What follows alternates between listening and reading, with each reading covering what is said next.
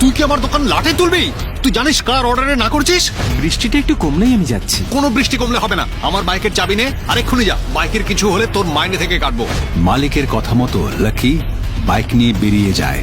এদিকে ওর ভালো লাগে, কারণ এই সুযোগে ওর বাইক চালানো হয়ে যাবে। সে প্ল্যান করে তাড়াতাড়ি অর্ডার ডেলিভারি করে সে তার প্রেমিকা দৃষ্টির সঙ্গে দেখা করবে। কি দৃষ্টি, তুমি এখানে? তুমি আমার পিছু করতে শুরু করেছো? এত বড় সাহস তোমার! এত কার সাথে কথা বলছো বেবি? রাহুল, তুই দৃষ্টিকে টাচ করার সাহস পেলি কি করে? একদম চুপ লাকি। আজ থেকে তোমার সঙ্গে আমার ব্রেকআপ। আমার বয়ফ্রেন্ড এখন রাহুল। তোমার মতো গরিবকে আমি আর চাই না। দৃষ্টিকে এই অবস্থায় রাহুলের সঙ্গে দেখে লাকি নিজের চোখেই বিশ্বাস করতে পারছে না। তার প্রথম ভালোবাসার মানুষটি যে তাকে এভাবে ঠকাবে, লাকি তা কখনো কল্পনা করতে পারেনি। চোখের জল নিয়ে আকাশের দিকে তাকিয়ে চিৎকার করে লাকি বলল, এত কষ্টই যখন আমাকে দেবে, তাহলে তোমার কাছেই আমাকে তুলে নাও ভগবান। ঠিক সেই মুহূর্তে লাকির কাছে একটি মেসেজ আসে। মেসেজ পড়ে লাকি হঠাৎই চমকে যায়। মেসেজে লেখা, সিংহরায় পরিবারের সমস্ত সম্পত্তির মালিক এখন লাকি। কি করে? আচমকাই লাকি এত বড় লোক হয়ে গেল কিভাবে? দৃষ্টিকে লাকিকে ছেড়ে খুব ভুল করলো? লাকির আসল পরিচয় কি? এই সব প্রশ্নের উত্তর জানতে এখনই দেখুন ইনস্ট্যান্ট মিলিয়নেয়ার। সবাই বলে কলকাতা হলো ভালোবাসার শহর, আপন করার শহর। আর লাকি ওরফে লুব্ধক সিংহরায়, যার মধ্যে এই সব গুণই ছিল। লাকির মুখ দেখে সকলেই বলতো, আরে কলকাতার ছেলে নাকি? লাকিকে দেখতে স্মার্ট ও আকর্ষণীয় হলেও পকেট গরম না হওয়ায় মধ্যবিত্ত সাধারণ জীবন চালাতো। ছেঁড়া জামা আর সাইকেলে চেপেই তার দিন কাটে। কিন্তু যখনই সে বাইকে কোনো ছেলে বা মেয়েকে একসঙ্গে দেখত, তখনই তার মনে একটা আলাদাই ঝড় তৈরি হয়ে যায়। সে মনে মনে বলে, যেদিন আমার সেই পছন্দের নারী আমার কোমরটা শক্ত করে জড়িয়ে ধরবে, সেদিন গোটা শহরের লোক আমাদের দুজনকে দেখে জ্বলবে আর লুচির মতো ফুলবে। বর্ণল লাগিয়েও কোনো কাজে আসবে না।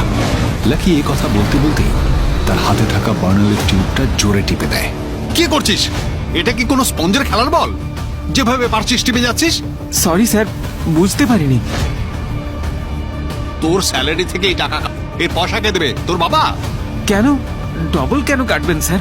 কারণ পরের বার যাতে এরকম অকর্ম কিছু করার আগে দুবার ভাববি। লাকি কলকাতার পার্ক স্ট্রিটের একটি ছোট্ট মেডিকেল স্টোরে কাজ করত, আর ওই দোকানের মালিকের নাম ছিল চয়ন চৌধুরী। গত 5 বছর ধরে লাকি এই মেডিকেল ফার্মেসিতে কাজ করছে। গরিব হওয়ার কারণে বাধ্য হয়ে কম মাইনেতে এই ফার্মেসিতে লাকিকে কাজ করতে হতো। যা, ফোনটা ধর। দোকানে ফোনের ঘন্টা বাজতেই লাকি মালিকের থেকে বাঁচতে ফোন ধরতে সেখান থেকে পালিয়ে আসে। হ্যালো স্যার, পার্ক স্ট্রিটের সব থেকে best pharmacy Chowdhury medical store থেকে বলছি। বলুন, আপনার জন্য কি করতে পারি? আমি হোটেল ব্লুমিং নাইটের রুম নম্বর 303 থেকে ফোন করছি। আমার একটা ছোট অর্ডার আছে, তাড়াতাড়ি নোট করে 5 মিনিটের মধ্যেই হোটেলে ডেলিভারি করে দিয়ে যাও। লাকি অর্ডার নিতেই তার কেমন যেন ওই কণ্ঠ খুব চেনা লাগে। ঠিক আছে স্যার, বলুন আপনার কি অর্ডার আছে। অর্ডারটা কি লিখেছো তো? হ্যাঁ স্যার, আমি লিখে নিয়েছি আপনার অর্ডার। লিখে নিয়েছো যখন, তাহলে কি ফোন থেকে আমাকে অর্ডার দেবে? টাইম ওয়েস্ট না করে তাড়াতাড়ি বেরিয়ে পড়ো। কিন্তু স্যার, বাইরে তো খুব বৃষ্টি পড়ছে। আমি বৃষ্টিটা কমলেই যত তাড়াতাড়ি সম্ভব আপনার অর্ডারটা পৌঁছে দেবো। তোর মালিক চয়ন জানে তুই রাধাকান্ত মল্লিকের ছেলের অর্ডার না করছিস? আমি জানি বাইরে বৃষ্টি হচ্ছে, তাই আমার অর্ডারটা ঠিক মতো প্যাক করে দেরি না করে তাড়াতাড়ি নিয়ে আয়, বুঝেছিস? এই বলে রাহুল লাকির মুখের ওপর ফোনটা কেটে দেয়। অন্যদিকে দোকানের মালিক চয়ন চৌধুরী তেড়ে যায় লাকির দিকে আর বিরক্তির সুরে বলে, কোনো বাহানা চলবে না। চুপচাপ অর্ডার প্যাক করে এক্ষুনি বেরিয়ে পড়। স্যার, আমি কোনো অজুহাত দিচ্ছি না। আপনি দেখুন বাইরে কত জোরে বৃষ্টি পড়ছে। বৃষ্টি হালকা কমলেই আমি অর্ডার দিতে চলে যাব। জানি না, কোনো রাধাকান্ত মল্লিকের ছেলে খুব তাড়াহুড়ো করছিল। এমনিতেই সাইকেলে এত তাড়াতাড়ি পৌঁছতেই পারবো না। কি বললি? রাধাকান্ত মল্লিকের ছেলে? উনি আমার অনেক পুরনো কাস্টমার। তুই কি আমার দোকান বন্ধ করে ছাড়বি নাকি?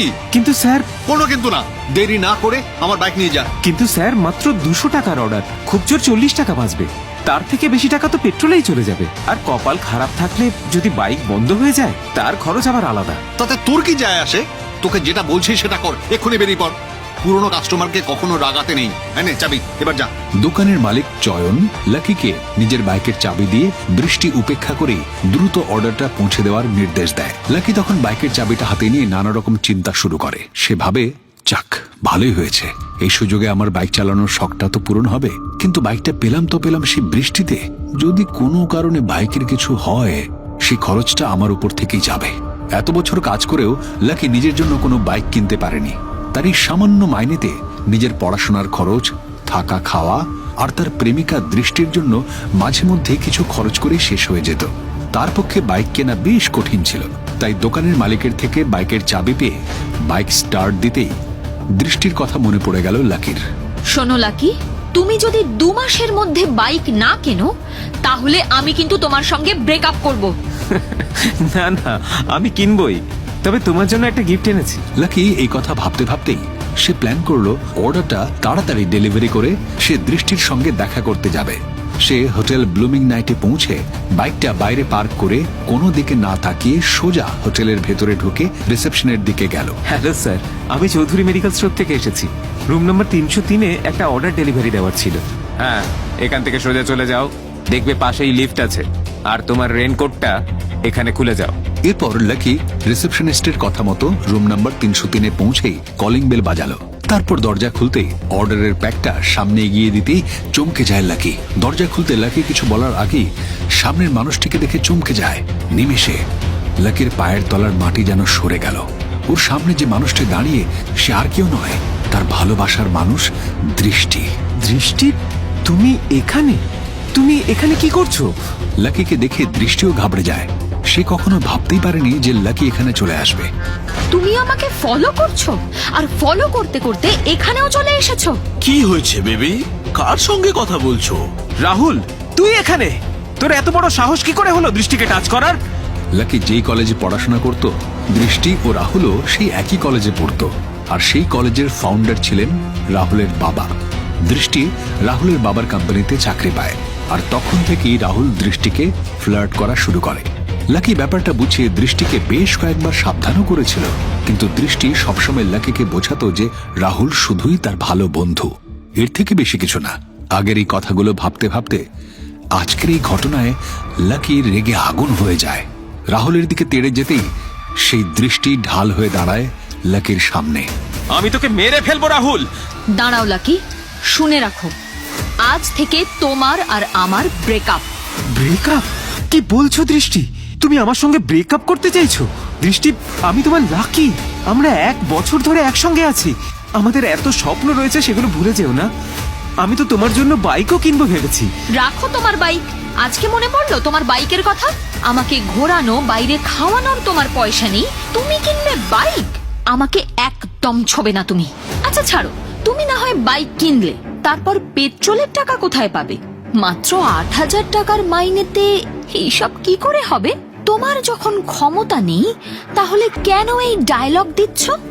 যখন তোমার সঙ্গে কোথাও ঘুরতে যাই, তখন লোকে আমাকে দেখে হাসে। আমার এরকম জীবন চাই না লাকি। আমি তোমার মতো গরিব হয়ে থাকতে চাই না। যে মানুষটার জন্য লাকি স্বপ্ন দেখলো, এত কিছু করলো, সেই মানুষটাই তাকে দূরে সরিয়ে দিল আজ, শুধুমাত্র টাকার জন্য। লাকি, তুমি আমাকে ঠকিয়েছো, আমাকে তুমি ফাঁসিয়েছো তোমার জালে। তাই আমি রাহুলের সঙ্গে প্যাচ আপ করে নিয়েছি। আজ থেকে রাহুলই আমার বয়ফ্রেন্ড। Just get lost.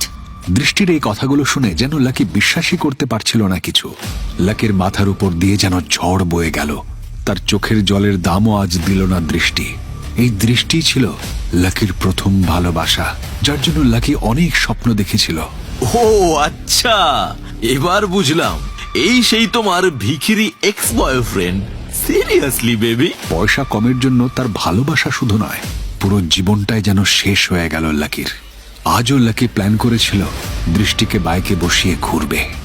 সব শেষ। সত্যি বলছি ভাই, আমার তোর উপর খুব দয়া হচ্ছে।